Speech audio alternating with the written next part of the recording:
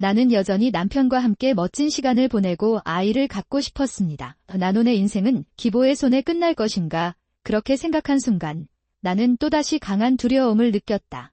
두려움이 온 몸을 덮쳤고 나는 다시 소리를 내지 않을 수 없었다. 나는 계속 목소리를 높였다. 그 목소리는 누구에게도 닿지 않았다. 제 이름은 한다 나오코입니다. 주부는 어디에나 있습니다. 내 남편 다이스케는 어떤 사람인가요? 두 사람은 1년 전 결혼해 행복하게 살고 있다. 그녀는 대학 졸업 후 다니던 회사에서 남편을 만나 연애를 시작했다. 그 후에 결혼하세요. 비록 우여곡절도 있었지만 지금은 결혼해서 행복해요. 할 말은 그게 전부입니다. 그리고 최근에는 그 행복을 더욱 가속화할 수 있는 일을 하기로 결심했습니다. 즉, 주택 구입 게다가 거주지입니다. 집이 행복이라고 생각하는 것은 다소 구시대적일 수 있지만 여전히 자유를 의미합니다. 새를 선택하고 집을 짓는 것은 쉬운 일이 아닙니다. 그렇게 할 수 있어서 정말 기쁘고 행복해요. 콘도미니엄에는 장점이 있지만 어쨌든 콘도에 살 예정이라면 나는 처마를 좋아한다. 남편 다이스케도 가짜 집이 단독주택이어서 태어날 때부터 작은 집에서 살았다. 이런 이유로 그는 우리 자신의 집을 짓는데 진심으로 동의했습니다. 그렇게 하기로 결정한 후에는 일이 빨리 진행되었고 우리가 집을 짓기로 결정한 지 며칠 후 우리는 마돌이 등 다양한 요구사항에 대해 주택건설업자와 논의한 후 계획이 착실하게 진행되고 있습니다. 나는 거기에 갔다. 드디어 며칠 전 집이 완성되었습니다. 그날 우리는 새로 완성된 집을 넘겨주러 왔습니다. 새로 지은 집을 방문한 사람은 우리뿐만이 아니라 우리의 양심도 새 집을 보고 싶어 합니다. 그래서 나는 그에게 나와 함께 앉자고 요청했습니다. 하지만 솔직히 말해서 조금 불만족스러웠습니다. 나는 나의 의로움과 양심으로부터 분리되어 살고 있습니다. 그러므로 불멸의 눈은 불멸의 눈에만 일치할 뿐이고 사실 아직은 잘 모르겠습니다. 그러나 여전히 이해해야 할 사항이 있습니다. 시아버지와는 특별한 문제가 없으나 시어머니는 불평을 많이 하는 분이다. 그것은 무슨 말을 하든 나는 부정적인 것부터 시작해서 내가 싫어하는 점을 모두 나열한다. 다이스케와 결혼하기로 결정하고 시댁 식구들에게 인사를 했을 때 아들을 낳을 거라고 말했어요. 당신에게 좋은 선물을 줄 수 있는 더 나은 여성들이 있습니다. 그렇지 않냐? 그렇게 마른 몸에 씩씩한 아이가 그 빈자리를 메울 것인가 등 계속해서 물어보셨다. 거부되었습니다. 물론 저는 아들의 결혼 상대자이기 때문에 다양한 각도에서 제 자신을 평가해야 합니다. 나는 다음과 같은 조치가 필요하다는 것을 이해합니다. 있는 것 같은 느낌이 듭니다. 특히 육체적인 면에서는 결혼 후에도 음식을 많이 먹고 살이 찌는 등의 이야기를 많이 합니다. 그리고 만날 때마다 근육 트레이닝을 하라고요. 솔직히 그런 시어머니는 나이에 비해 엄청나게 건장하십니다. 그는 탄탄해 보이는 몸매를 갖고 있었습니다. 내가 다이스케에게 임무가 왜 그렇게 좋았는지 물었을 때 그는 자신이 시어머니 집에 있다고 말했습니다. 분명히 그는 유도 가문 출신이다. 다이스케도 고등학교 때까지 유도를 했다고 하며 확실히 체격이 좋다. 결국 신체적 완벽함은 아마도 체육, 특히 무술에서 강인함의 비결일 것입니다. 시어머니는 내 외모를 좋아하지 않으신다. 아마도 그런 가치관이 여전히 존재하기 때문일 것이다. 게다가 제 건강을 걱정해서 아이와 관련된 일이라면 괜찮을 것 같아요. 시어머니가 나를 보십니다. 제가 걱정하는 것은 미래에 태어날지도 모르는 우리 아이입니다. 내 꿈은 내 손자도 훌륭한 유도 선수가 되는 것이다. 그런 말을 몇 번이나 들어보셨나요? 우선 아직 임신도 안 했어요. 우리에게만 관심을 가져주시면 죄송합니다. 그러고 보니 나는 아직 내 여동생을 만나지 못했다. 또 꼭 인사드리고 싶습니다. 시아버지는 이 문제를 꺼내 침묵의 분위기를 바꾸려고 노력하셨다. 그러나 모든 옵션 중에서 나는 그 주제에 별로 만족하지 않습니다. 네. 부모님 집이 멀어서 바로 하기는 어려움으로 급한 일은 아닙니다. 그래서 결국 그렇게 될 거라고 생각해요. 하지만 내 여동생은 어떻습니까? 글쎄, 내 여동생과 나는 사이가 좋지 않다. 갑자기 그런 말을 하면 시아버지께서는 제가 쓸데없는 말을 했다고는 말씀하지 않으실 거예요. 그는 단지 미안한 표정을 짓고 사과했습니다. 아니요, 전혀 괜찮습니다. 걱정하지 마세요. 나도 그렇게 말하고 사과한다. 이건 다 내 잘못이에요. 더 좋은 표현이 있었네요. 그런 느낌이에요. 하지만 언니와의 사이가 나빠진 이유를 시댁 식구들에게 설명하기는 어렵습니다. 거기 있었어요. 그래서 우리 일행은 새 집을 둘러보는 동안 다시 한번 침묵과 어색함에 휩싸였습니다. 이 끝이 왔습니다. 처음에는 분위기가 좋지 않았지만 다이스케와 나는 소지품을 새 집으로 옮기고 무사히 도착했습니다. 이제 나는 새로운 삶을 시작할 수 있다. 역시 아파트와는 다르게 넓은 집은 개방감이 있고 편안함을 줍니다. 그것은 일이다. 아파트에 사는 것만큼 일상생활의 소리에 대해 걱정할 필요가 없고 더 편안해요. 그녀는 계모는 아니지만 자녀를 갖는 것을 고려할 수도 있습니다. 물론 이것은 단지 좋은 일만은 아닙니다. 면적이 넓기 때문에 청소가 어려울 수 있습니다. 대출금, 재산세 등 독촉 비용이 많이 들게 됩니다. 그럴 것이다. 하지만 언젠가는 할 수 있을 거라 확신해서 지금은 놓아주는 게 행복했어요. 얘야, 앞으로도 이렇게 행복한 삶을 살았으면 좋겠다. 그 생각은 소용없었음이 드러났고 새 건물에 살기 시작한 지 몇 달이 지나자 우리의 일상은 바뀌었습니다. 그에게 불안한 그림자가 다가오고 있었다. 어느 날 시어머니가 저에게 전화를 걸어 시아버지가 부상을 입었다고 알렸습니다. 시아버지께서 매일 산책을 하신다고 들었는데 전날 내린 비가 말랐습니다. 거기 없었나요? 육교 계단에서 나오는 불빛. 다행히 생명에는 지장이 없었지만 머리가 잘리고 내장이 파괴됐다. 더 심각한 것은 두 다리가 모두 부러졌다는 점이다. 한쪽 다리가 갈라진 부분만 고정되어 있다고 했으나 완벽하지 않다는 것은 의심의 여지가 없습니다. 그렇기 때문에 시아버지는 시어머니를 보살펴야 했습니다. 그것뿐이라면 내 인생에 대해 걱정할 필요가 없어서 다행이다. 다음에 만나러 가자. 글쎄, 끝났을 수도 있습니다. 그런데 시어머니가 같이 살자고 제안하셨어요. 몸을 움직일 수 없는 아버지를 여자가 보살피는 것은 힘든 일이다. 왠지 나도 그 약한 여자 중 하나 아닌가요? 그래서 나는 그녀와 함께 살고 싶고 나오코의 도움을 받고 싶습니다. 생각해보세요. 이럴 때에만 나 자신을 약한 여자라고 부르는 걸까? 보통 당신은 나에게 가난합니다. 그 사람은 몸매가 좋고 나를 모욕하고 상사로 삼아도 그런데 솔직히 시아버지가 걱정됩니다. 그러나 시어머니와 함께 산다는 것은 다른 의미를 갖는다.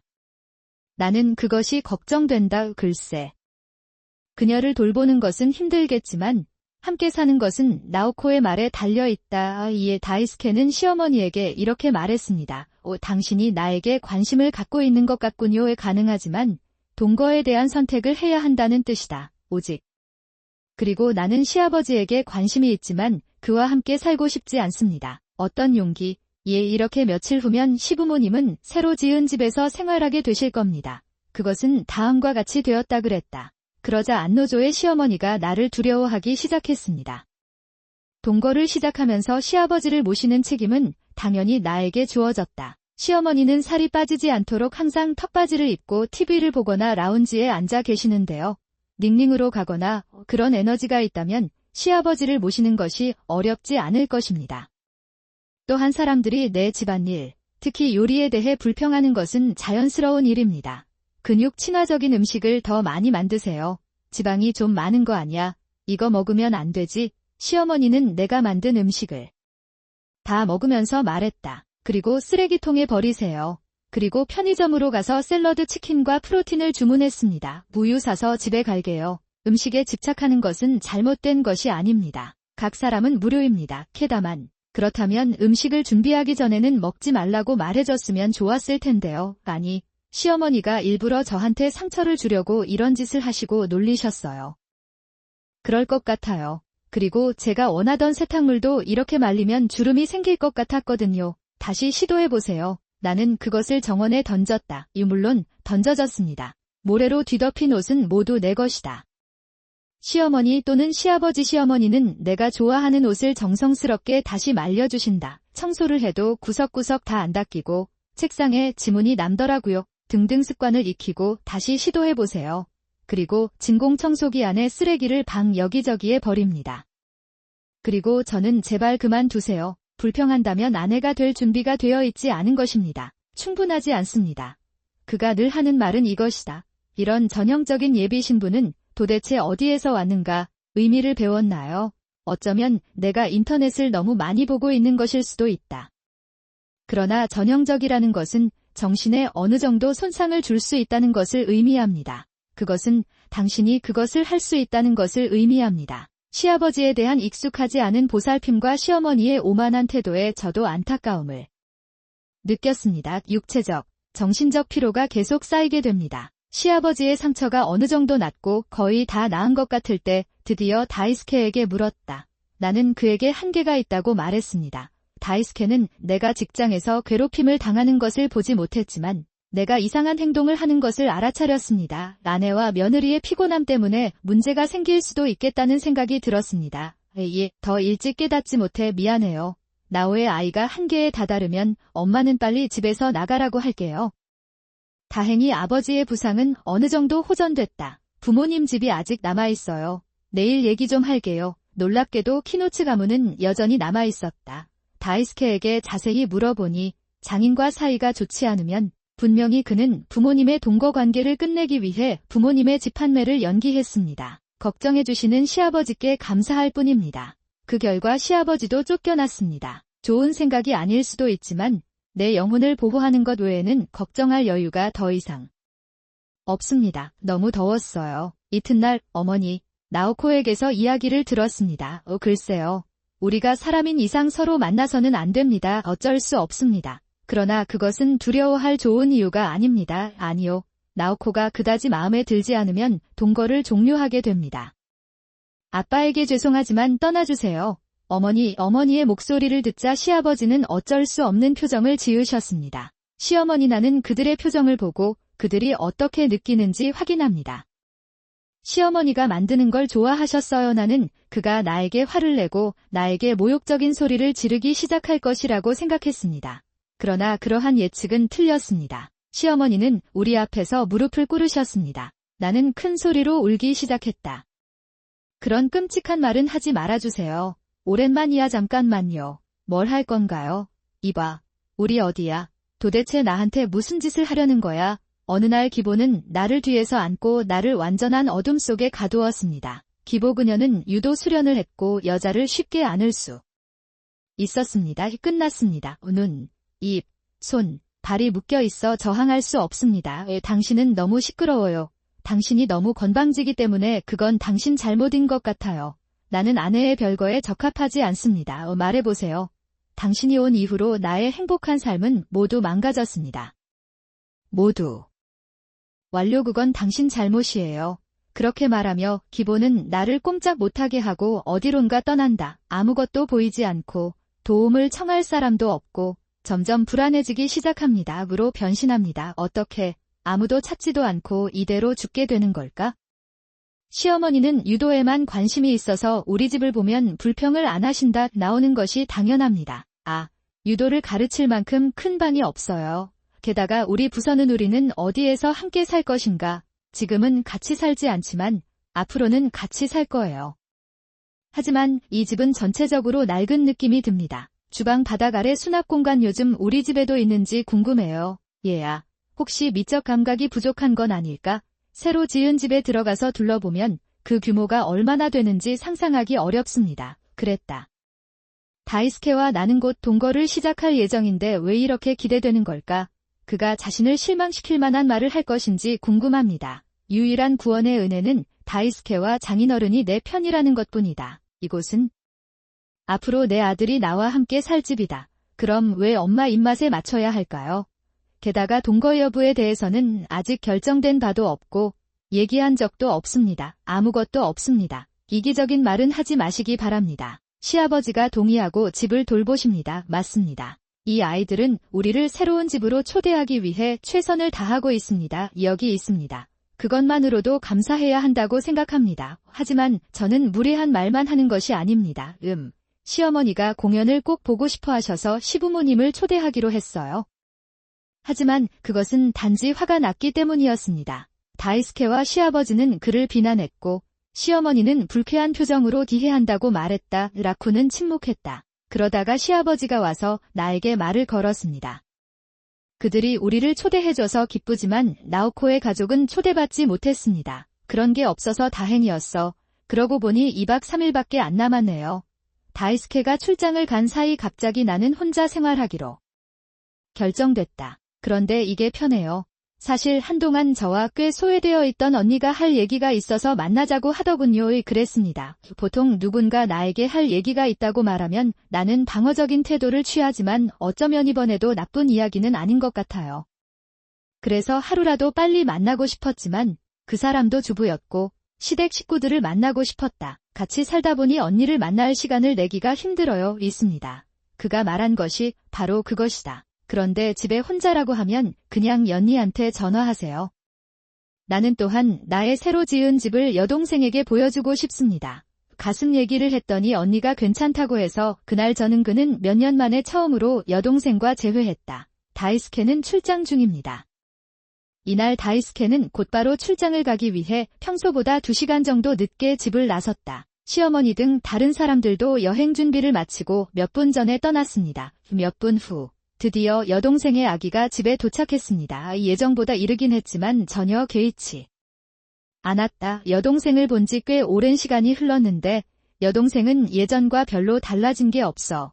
내 여동생에게도 똑같은 일이 일어난 줄 알았다. 그랬던 것 같습니다. 우리는 서로 포옹하며 오랜만이었다고 말했습니다. 휴대폰으로 달력을 확인하고 마지막으로 만난 게 언제인지 물어보세요. 잠을 자려고 보니 아이와 제가 똑같은 스마트폰 커버를 갖고 있다는 걸 깨달았습니다.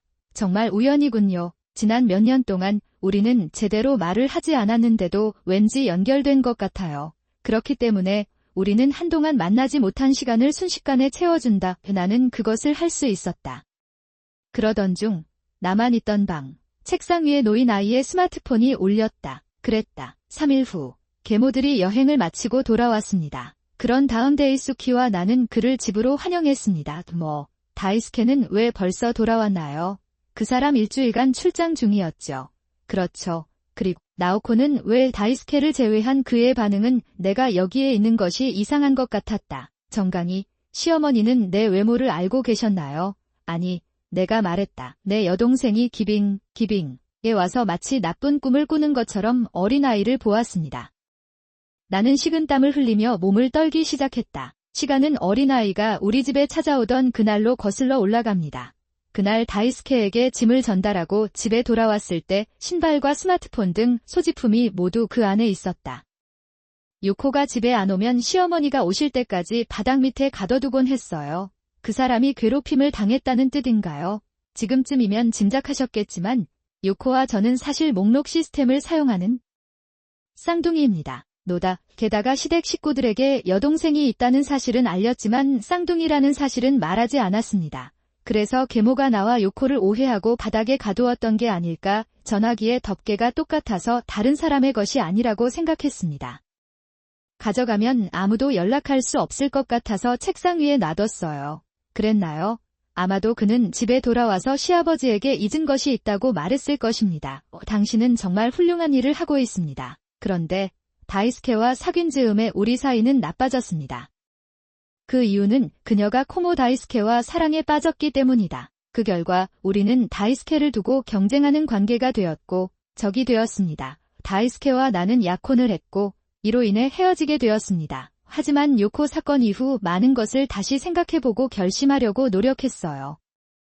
그녀가 저를 찾아왔지만 결국 시어머니 때문에 이런 상황에 놓이게 되었습니다. 나중에 다이스케가 시어머니에게 왜 이런 짓을 했는지 묻자 시어머니는 여행을 간다고 말한다. 그곳에 가기 전에 그는 나오코를 바닥 아래 창고에 가두고 겁을 주어 계층 구조를 이해하게 만든다. 나는 노력했다. 나는 대답했다. 바보 같은 소리 하지 마세요.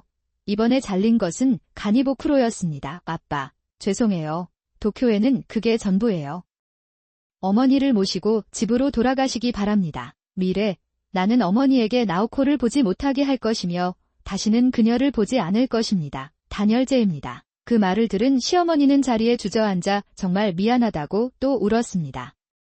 그러나 이제 그녀의 외모를 믿는 사람은 아무도 없다. 엄마를 경찰에 신고할 수도 있어요. 하지만 요코짱은 거기 있어 그러지 않아도 된다고 해서 단열재를 놓고 생활하고 있어요. 내 마음 상황이 바뀌기 전에 지금 집에 가세요. 시어머니마저도 경찰이라는 말이 나오면 대사 가족의 말에 복종할 수밖에 없다. 나는 서둘러 짐을 꾸리기 시작했고 다음 날 장인어른과 함께 떠났습니다. 이마침내 나는 아내의 신분에서 해방되었습니다. 며칠 후 요코가 다시 우리 집에 찾아와 그때 곧 떠날 예정이라고 말했다. 그는 내 왔다 사실 제가 나오코에게 얘기하고 싶었던 건 결혼에 관한 것이었습니다. 유코는 잠시 놀란 표정을 지었다. 그는 이상한 표정을 지었지만 결국엔 이해할 수 있을지 궁금해하는 뺨이 부드러워지며 미소를 지었다. 고대부터 우리는 묘한 동정심을 느껴왔습니다. 강하게 느껴지네요. 감정이 풍부할수록 의사소통이 더 쉬워지고 상대방의 상태를 직관적으로 이해할 수 있게 됩니다. 여기 있어요. 이것이 쌍둥이 특유의 것인지 아니면 단지 사소한 능력인지는 모르겠습니다. 그러나 상대방이 무엇을 하고 있는지 알고 있었기 때문에 다이스케의 싸움은 소란스러워졌다. 그렇기 때문에 상대방이 진지하다는 걸 알기 때문이죠. 글쎄, 그것은 이미 과거의 일입니다. 다이스케와 나는 다시 각자의 집에서 행복하게 살기 시작했고 유코도 우리의 파트너다. 그들은 서로 잘 지내고 있는 것 같습니다. 언뜻 행복하다고 말하고 싶었는데 어느 날 시아버지로부터 실망스러운 보고를 받았습니다. 갑시다. 분명히 그녀의 시아버지는 그녀와 이혼하기로 결정했습니다. 다이스케가 그에게 그만두라고 말한 이후로 그는 종종 감정적으로 불안정하고 혼란스러워했으며 그의 시아버지는 통이 더 많은 것 같습니다. 나의 계모는 동료들보다 훨씬 더 강력했습니다. 시아버지께서 저를 제지하기 어려워하시고 저에게만 집중하셔서 시어머니께 베풀어 주시는 것입니다. 그런 기분으로 일어났어요. 어떻게 이런 결정을 내리게 되었나요? 당시 그는 재산을 분할하기 위해 장인을 철거하고 땅을 팔았습니다. 돈으로 살 수 있다고 합니다. 그러니 다이스케가 마지막에 긴장을 풀고 싶다면 일찍 오세요. 그리고 저희 어머니도 정신 상태가 좋지 않으셔서 시설에 입원하게 되실 것 같습니다. 글쎄, 다이스케에 대해서는 걱정할 필요가 없습니다. 역시 이 이야기를 들었을 때 뭔가 죄책감이 들었다. 그러나 이는 시어머니의 일이고 시아버지의 결정이기 때문에 이에 대해 제가 할 수 있는 발언은 없습니다. 개입하는 것이 아닙니다. 예, 알고 있습니다. 그러다가 시댁이 철거되기 전날 시어머니로부터 문자를 받았습니다. 지금까지 나코 씨에게 불편을 끼쳐드려 정말 죄송합니다. 이번에는 내가 가족의 보살핌을 받기로 결정되어 앞으로는 예전만큼 외출을 할 수 없게 되었습니다. 그렇게 생각해요. 그래서 마지막으로 나코 씨에게 직접 사과드리고 싶습니다. 그러니까 오늘 밤은 집이 철거되기 전에 꼭 오셔서 살펴보시길 바랍니다. 낮은 순이라고 표현하기 딱 좋은 문장이었습니다. 그 참깨 시어머니는 정말 대단했어요. 하지만 누군가가 이런 말을 하면 나는 모두에게 버림받고 시설에 보내질 것이다. 아마도 그는 회개했을 것입니다. 이런 생각을 하며 요 며칠 죄책감을 느꼈고 그래서 시어머니의 마지막 유언을 들어보기로 했습니다. 나는 그것을 당신에게 주고 싶었습니다. 그날 밤 나는 내일이면 뿔뿔이 흩어질 시댁 식구들을 방문했다. 그랬다. 시댁 앞에서 기다리는 동안 멀리서 시어머니의 모습이 보였습니다. 저에게 손을 흔들며 다시 불러주신 시어머니도 마찬가지였습니다. 그는 발로 접근합니다. 그리고 달리는 속도가 점차 빨라지는 것 같은 느낌이 들었습니다. 가까이 다가갈 땐 최고 속도로 달렸는데 어느새 나는 시댁 정원에 쓰러져 있었습니다. 복부와 허리에 통증이 느껴지고 그 부위에 눈을 돌립니다. 이렇게 하면 시어머니가 하체를 많이 가리고 계시더라고요. 네. 시어머니가 저에게 달려들어 시댁 정원으로 밀어넣으셨어요. 나는 그것을 깨달았다 즉시 나는 두려움에 사로잡혀 비명을 지르려고 했지만 기회가 없었고 시어머니는 나는 그녀 뒤로 가서 손바닥으로 그녀의 입을 가렸다. 그러다가 경동맥을 감싸는 팔의 압력을 느끼자 눈앞의 모든 것이 검게 변했습니다. 되었다. 두 번째로 의식을 되찾았을 때 눈앞은 칠흑같이 캄캄했다. 테이프 같은데 마치 기모노를 몸에 붙여 시야를 가리고 있는 것 같습니다. 그리고 녹화가 되어 있어요. 눈만 가려진 것이 아니라 입도 가려져 있었고 손과 발도 묶여 있었습니다. 근처에 누군가의 기척이 느껴진다. 도움을 요청하고 비명을 지르려고 했지만 내 목소리의 크기에 도달할 수 없습니다. 그러나 내가 의식을 되찾은 것을 알아차린 듯 내 옆에는 누군가가 있었다. 누군가 입을 열었다. 그것은 당신에게 달려 있습니다. 기보의 목소리입니다. 그래서 이런 제한을 두었습니다. 세 번째로 솔직하다고 생각했는데 이번에도 정말 솔직하다고 생각했습니다. 나는 바보입니다. 나는 자이보의 이메일로 석방되었습니다. 이메일에 관해 데이수키와 이야기를 나눴는데 그는 별로 추천할 수 없다고 말했습니다. 그런데 기보가 안타까워서 여기까지 왔어요. 네, 다이스케입니다. 다이스케가 집에 돌아오자 상황은 이상해진다. 곰곰이 생각한 끝에 깨달았어요. 다이스케는 오늘 출장 중입니다. 유코가 바닥 및 창고에 갇혔을 때 나는 다이스케였다. 연락을 했더니 일주일간의 출장을 중단하고 집으로 돌아왔다. 비 때문에 일을 계속하기 위해 다시 출장을 가야 했습니다. 도대체 어떻게 해야 하는 걸까? 머릿속으로 절박하게 고민하고 있을 때 기보가 다시 말했다. 나는 시작했다. 그건 당신 잘못이에요.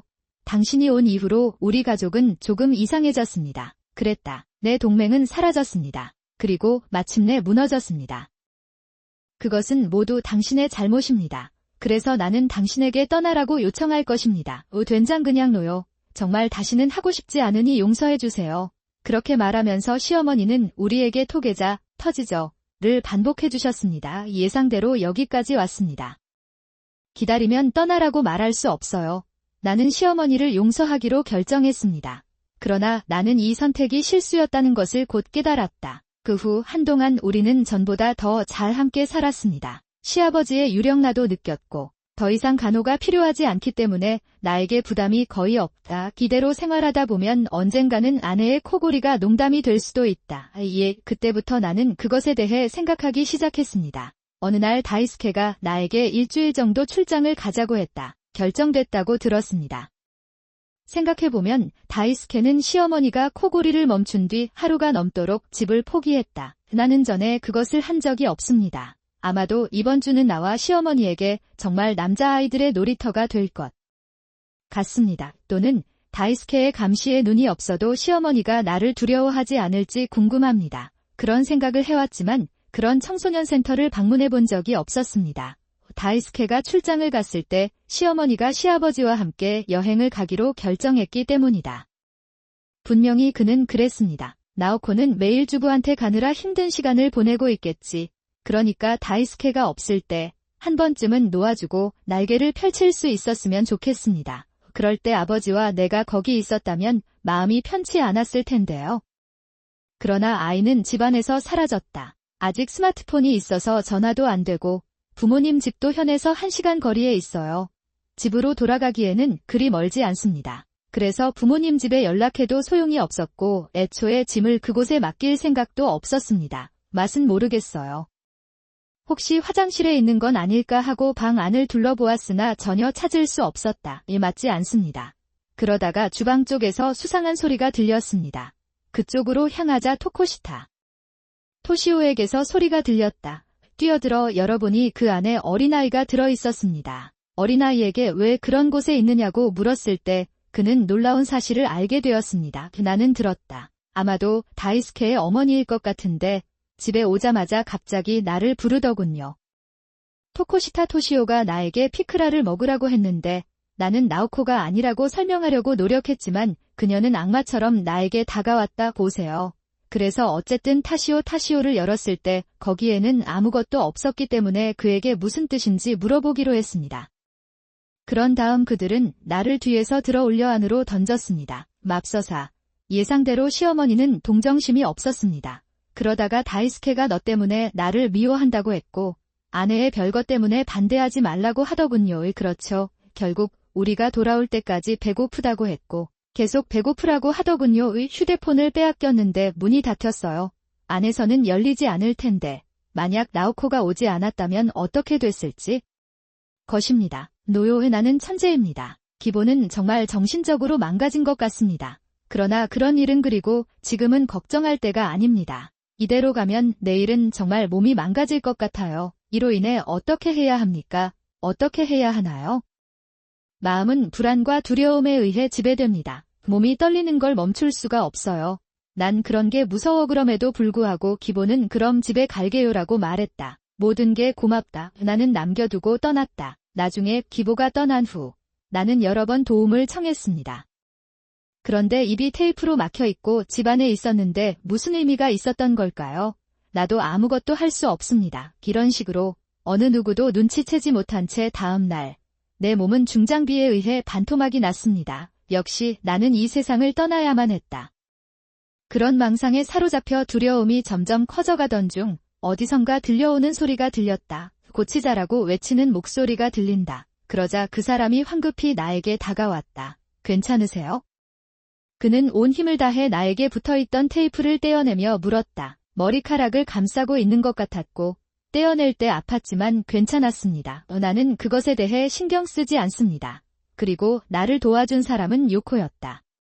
그것이 사실이라는 것을 알았을 때 나는 안도의 눈물을 터뜨렸습니다. 요코, 내가 여기 있는 걸 어떻게 알았어? 내가 그 질문을 했을 때 요코는 장난스러운 미소를 지으며 어쩌면 자신에게 쌍둥이 동정심이 있을 수도 있다고 말했습니다. 답변 사실 제가 여기까지 올 수 있었던 건 제 사랑 덕분이에요. 나오코가 정말 겁을 먹었다는 걸 알 수 있었고 무슨 일이 일어났을지도 모른다는 생각이 들었습니다. 당황해서 전화했더니 친정으로 갔을지도 모른다며 신칸센을 타라고 하더군요. 그랬다. 정말 어려웠어요. 하지만 이번에는 나에게 뭔가를 돌려주세요.